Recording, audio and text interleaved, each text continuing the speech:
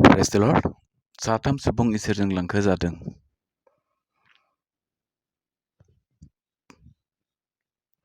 हुनुकआ 365 बोसोर थांनानै थादोंमोन। बियो इसोरजों थाबायफादोंमोन। उनाव नुनो मोनाखिसै मानोना इसोरा लांफादों। जागायजेननाय फार्स्ट अध्यायनि 18निफ्राय 26सिम फरायब्ला जों मोनो। आरो गंसे अरनि रडजों इलिसानिफ्राय लांखोदों। बेखौ जोङो 2 राजानि 2नि 1निफ्राय 12 फरायब्ला मोननो हायो। मेल्किसेदेक बिनि बिमा बिफाया सोर? बियो जोलैनि फारिलाइ गैजायै मानसिमोन। बिनि जोनोम दिन थैनाय दिन लिरनाय गैयामोन। नाथाय इसोरनि बिजा हौवा बायदि बियो जोबथा राजासे दौरि जानानै थायो। जोबथा राजा दौरि जानानै थायो। अनजाग्राफोर बेखौ जोङो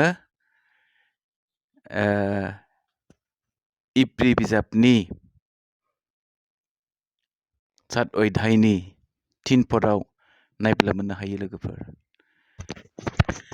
बेनिफ्राय जों बुजिनो मोनोदि जों साफ्रोम फोथायारिफ्रा बेबादिनो इसोरजों सानसे समाव लांखो जानायखौ मोनगोन।